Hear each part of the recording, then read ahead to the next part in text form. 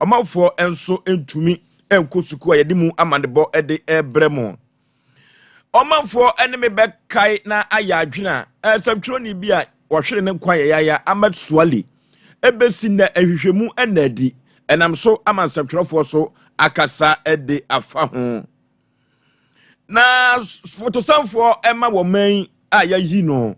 na asɛm a wɔka nyinaa ne sɛ he obekunu ho ayɛ adwuma no ahwɛ Ghana sika so ama Ghana so akonkan ewo yeyom wei ene afoforo bi ka ho ene yɛbɛdan no kase na yɛde ama anopa no nsia abirem kase obɛte yɛnka ewo sompaonline.com na social media applications ahodo no Facebook, YouTube ene Twitter ni nyina da obɛte kase bi enso ewo so eno ti subscribe share afoforo ntie bi na wo hwɛ bi ewo ho na enwoma enso enkonkan na osaya abuaji oforiso me na magebre na mede kase ede ebrɛw jiadwa na me kenkai kase enso emfa emawo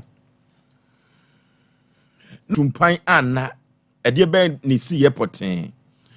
na de si yɛn sɛ wɔboase de si yɛ ka boase pa de a ene wiase wɔboase agidin pa efiri sɛ Ghana yesika akɔ ahodoɔ no bebre no a ɔboase na yetumi etu edifiri eno ti sɛ yɛ kasika ɛyɛ efom gudie pa de a ɛyɛ gold pa de a na yɛyi wɔboase firim ɛwɔ wiase dwama so yɛ tuntu gold a na enye yie kura wɔboase ama Ghana agidin na yɛn kɔdan so de a timamufuo bi a wɔno so ɛwɔ boase ayɛ wadwene sɛ faako a Anglo Gold Company no ankasa etu onsika gudie no wono so ebefa kwati kwan na wakɔ tubi eno na fofie antoada ata na wodwade abamo sanse na asojafo bi so ebo ban ewo ho efiri se na entie no abasa timamufo no fa kwati kwan enso ewura ba bia Anglo Gold fo no eto ekogi gold no na yede bi enya sika ede bo man hu ebra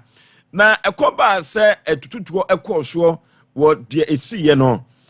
timamufo no dodo no a enso ehwere wo mo enkwa sabri akwa edeja ewo boase ama oboase so ataidin said the okopo so brada ebo no entimi emo aso kyene no eno na wasurukokroko ama nyokuo no so ayensam trofo enhia mudie ewo wa bank siem ewo enkran na wasem a wo kan nyina ene se dia ba nyina no wo de sobo ebebo NDC ama nyokuo no sanse abra yeto aba adi wieye no basa ne sakasaka NDC enkrofo bi eyeye no na waso mampani eso ekasatia na woye hwebuada na hwebuada woyeye no na akoye nkoda no da waye wadwene se he obetwi afa Ghana mra so no so aye de opɛ dwumadie wo nyina akɔso ewa Salam Down MPP amanyukuo no na ode enhyamudie enso ehyehyɛ so Richard Ehiagba ono na ye National Communication Director ema wosurukokroko amanyukuo no wabra ode nsɛm wo nyina edadi no yenko TV aye adia edi adanse se wona wo wi na so NDC for ofani nyina no mu etiti nyoma basa ye form Sompa coalition maba na ko gina obo se ye be ya adia na fe de mo de omo tax aba na manfo kokura tuo branche bi a mo ko ni ene ese ya mano appointment wali obo ka ko da no young man no be tuo not action that make lawlessness, complete recklessness. And I'm going to take Ghana. I've done no winning election. You know, I'm in my cool now. Yeah, I have done now to another winning. But we have some big and also not Ghana and put it. But some of the Sabasa and the CSR to see who be uncommon. Yeah, Papa John, the man, Mamma, no, I have no tea, okay. I'm a party penny fire for no tea, okay. And I did cause enti wo mante wa party ni mono abeto mo wanse so wadei wo party na aba enti yo be bi o metu bia ye o ma ya osi mo peni fo anka be enti aba ye su ban a be da mo so to mo so ya aba ye bi bia no ma ko trash o mo so Ehiagba ono na eye communication director ema wosurukokroko no Ghana ha nyina no na asema wo kan nyina ne se ya to aba wieye nyoma esi ye no na ewo se o mampani kasafa ho ekire ne nkoda na ne mamua no nanso koye hwebuada eno na di o mutim dem se o betumi atwi na o maye de o pebia ewo o mam ha yeto akase ne so emfa mamo yeda so ewo mpoano de na anwemu a ene yeda so wo na woma bia ne mpuntuo eye nwumasua sɛdeɛ bɛyɛ a yɛbɛnya mintini ane atwotwowuro adɔkotafo anesefo aloyafo ne asogyafoɔ ne aposifoɔ sɛdeɛ bɛyɛ a ɔman bɛtumi afa ne ntampa ade afira na ne nyinaa kamfua no agye so sua nwoma ansa na saa da yesu nyinaa abam ɛno ti sɛ wuduru wɔboa sɛ abre yi a sɛ yɛ bie sukuu yi no akɔ yi hu abɔwɔ mo na abɔ mo ne sɛ wanhwɛ na nipa bɔnfo bi kura akɔ yɛ nkɔda yi bɔne ɛno ɛna awofoɔ nso ayɔ ma bi so mo man nkɔda yi nkɔ sukuu yi akɔyɛ asɛm foforɔ akɔkɔtɔ boase paa ɛno ɛna district director ma education service no ɛwɔ boase east Mr. Kwabra Usun Ketia ɛde ato awofoɔ anim sɛ adwobrɛwo ɔmo yam ɛnhyehye wɔn na empokura no ɛhyehyɛ ankasa agukwa mu a ɔde bɛbɔ atichafoɔ nkɔda yi ho ban ɛne agyapadeɛ nyinaa ho ban ɛwɔ sukuu mu ɛno ti ma awofoɔ ɛyam nhyehye wɔn na bambɔ emu bɛyere pampe sɛdeɛ bɛyɛ a nkɔda yi so ebetumi abesua wɔn ma ibisi saa na nkɔda na report wa ya na slow kakra nti ɛnɛ no yɛtumi anya yɛ number no to the fullest level sɛdeɛ yɛrehwɛ no ba minim sɛ nkɔda no ne awofoɔ nyinaa hu sɛ yɛasa bɛ school yɛkɔ yɛ anim akyina ne ne dwoada no deɛ biribiara bitumi ayɛ ama nkɔda no nyinaa atumi areport back woba ɔboase isi mu mpasua no so a wei koraa na teacherfoɔ no ɛwɔ nneɛma a wɔn yɛ boa sɛ adekyerɛ ne adesua bɛkɔ n'anim paa anɔpa ɛwɔ sɛ yɛstarte class 7 but yɛde go to first 1 hour no for read ana teacherfoɔ no nye kapre ba koraa enti yɛaba yi yɛgu so a yɛka sɛ saa 1 hour reading time number of periods a yɛlusu yɛ ne nyinaa for the week no at least yɛbɛtumi ayusu saa 1 hour reading time no de ayɛ bia aboa a ɛma ne affect nkwadaa no a wei Kwabra Usun Ketia ono ɛna wɔboase east yi wɔda enwomasua ano na asɛm a ɔka yɛ ɛna yɛkotie yɛ no sɛ wɔmanfoɔ ɛbɛkae a ebre bia atwa mu 2024 mu hɔ baabi ana sɛ edate no ɛna ayira me kakra ɛsɛmtwerɛni a yɛfrɛ no Ahmed Swali nipa bɔnfo bi kɔgye ne kwa yayaya na Amesuali no na wone anas aremeya anase ena eye adwuma na wonka bi hyem ewo popuni mantem kropon kran wabra wone na busuafo edi nkomo ewo ne fie ena nipa bonfo bi ankasa eko shutu no na omu shutu no sabre no Amesuali ede be ena efiri mu aba eno na ensamtrofo nka bomukuo ani abre no mani abre se krodom se efiti sabre no ebesi sabre no Ahmed Swali ni wo no yente ho hwe. Unfortunate and indeed disappointing that 6 years after the murder of Ahmed Swali no arrest has been made. What is even more disheartening is the lackadaisical police investigations into the matter. You may recall the shocking disclosure made by the former Attorney General and Minister of Justice Godfred Yabu-Adami in February 2024 that his office had not received from police any docket fit for prosecution or action on the murder of Ahmed Swali. The GJ has decided to take some decisive steps to resolve the matter, including seeking redress in international forums. The steps we envisage to take include, but not limited to, the following. First, we are giving the Ghana Police Service up to the end of March 2025 to come out with concrete on the investigation, arrest and prosecution of suspects in the murder case. We urge the Inspector General of Police, IGP, and the CID boss, the Attorney General, Minister of Justice, and the President to take keen interest in this case. We kasa yekote Albert Kwamana Dumfo ono ena ye president ye ema Ghana JE ono ene ena yekote ye no na fotosanfo ema wo main ye sese atoforsen sabre na asem nyina wo ka nyina ne se hwe Ghana sika sem waba na ba waba no wonfa Ghana sika sem eni agorokora wo baba bekunu ho na ku a wo ku ne ho no se wo behwe Ghana sika sem so ama Ghana fa ne ntampa ade afura ewo sika sem mu na oman ye woro ye ho a ye hu yasere ye woro ye ho so a ye pe ye ho e wo sikasem eno ti ba ba no nye se bia wo baba ba bedi agro da bi efiri se sikasem akwatwe e wo mam eno ti kakra aka wo mu a ye de bebo oman ho bra no enye se odi bedi agro oba beku no ho no aye adwuma. Was the result of hard work, perseverance, and the unity of the 137 gallant NDC members of Parliament. As I transition from this leadership role to the Ministry of Finance, Right Honourable Speaker, I embrace this path with humility and resolve. I will continue to rely on the support of all colleagues in this House as we work together for the good of our country. The Speaker, yes, nor the staff of Parliament will ever be far away from my thoughts. The Speaker, the institution of Parliament and its concerns will always remain a priority. In my capacity as Minister of Finance, I pledge to work tirelessly for the people of Ghana,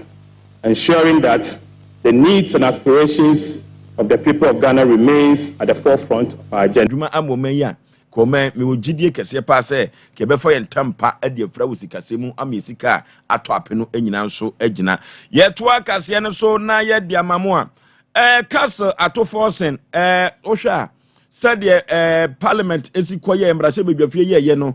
ono enana ye majority leader ansa na ye beko akwakoto aba no na said the enyoma esikoye no wahwiri ekọ nanim a wokọ ne se wokọ no akwahwe Ghana sikasem so ne sayonti no embrase bedwani ma de hye woboko central mahama ayarega wono ena sabre okọ no akwakọkọ di majority kokoso no animu na asem a woka nyina ne se won fa embrase bedwafo no emadwafie no anyi agoro ono so ekuku no ho ne wa ye adwuma sesi ya no obi a bepa no bia no wayi ne yam so obaye adwuma